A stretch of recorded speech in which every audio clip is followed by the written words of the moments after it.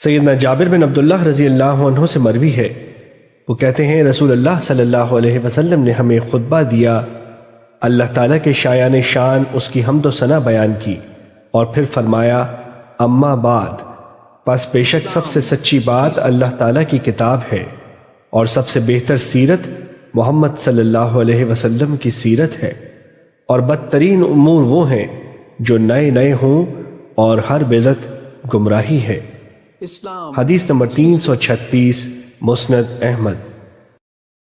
سیدنا ابو ہریرہ رضی اللہ عنہ سے مروی ہے کہ رسول اللہ صلی اللہ علیہ وسلم نے فرمایا، جس نے گمراہی والا کوئی راستہ وضع کیا اور پھر اس کی پیروی کی گئی تو اس پر پیروی کرنے والوں کے گناہ کے برابر گناہ ہوگا، جبکہ ان کے گناہوں میں کوئی کمی واقع نہ ہوگی۔ اسی طرح جس نے ہدایت والا کوئی راستہ جاری کیا اور پھر اس کی پیروی کی گئی تو اس پر پیروی کرنے والوں کے اجر کے برابر اجر ہوگا، جبکہ ان کے اجر و ثواب میں کوئی کمی واقع نہیں ہوگی۔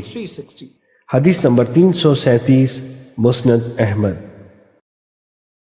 سیدنا سہل بن سعد ساعدی رضی اللہ عنہ سے مروی ہے، وہ کہتے ہیں میں نے رسول اللہ صلی اللہ علیہ وسلم کو یہ فرماتے ہوئے سنا، میں حوض پر تم لوگوں کا پیش رو ہوں گا، جو وہاں آئے گا وہ پی لے گا، اور جو وہاں سے پی لے گا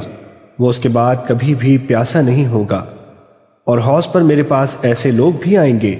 کہ میں ان کو پہچانتا ہوں گا اور وہ مجھے پہچانتے ہوں گے، لیکن پھر میرے اور ان کے درمیان رکاوٹ ڈال دی جائے گی۔ ابو حازم نے کہا، پس نعمان بن ابو عیاش نے سنا، جبکہ میں ان کو یہ حدیث بیان کر رہا تھا۔ پس اس نے کہا،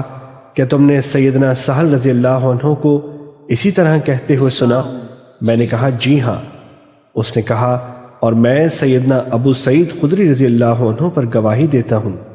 کہ میں نے ان کو یہ الفاظ زیادہ کرتے ہوئے سنا۔